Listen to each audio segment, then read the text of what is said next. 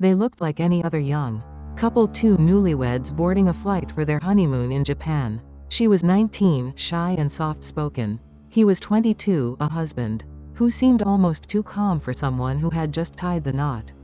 Their families believed they were embarking on the first chapter of a happy life together.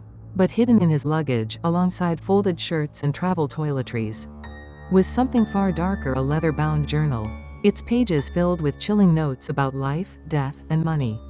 The young bride never returned alive. On the first night of the honeymoon, she collapsed in the hotel room. Her husband's call to the authorities was oddly detached.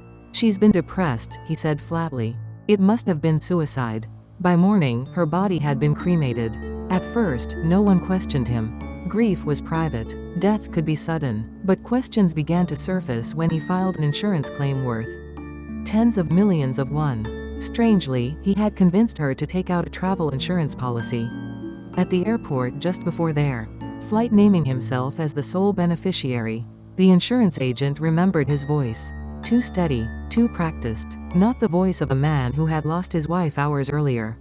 Suspicion grew. Investigators raided his home and found the journal.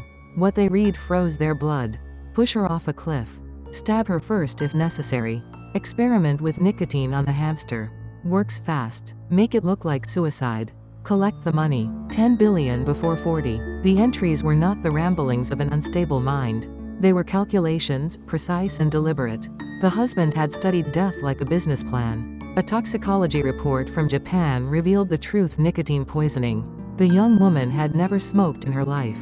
Yet lethal traces of the substance were found in her system. His internet search history included questions about how much nicotine it would take to kill.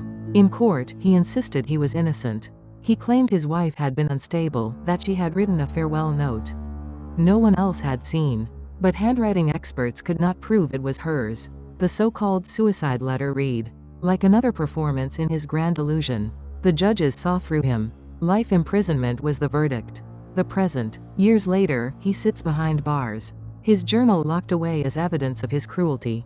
To the public, his case remains one of the most chilling examples of how greed can corrode love, how marriage vows can be twisted into a death sentence.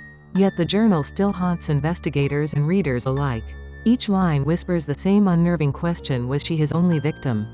Or just the first? Because somewhere in those pages, beyond the insurance schemes and careful experiments, there were hints of other plans unfinished, waiting. And in the silence of his prison cell, he still smiles, as though the story is not yet over.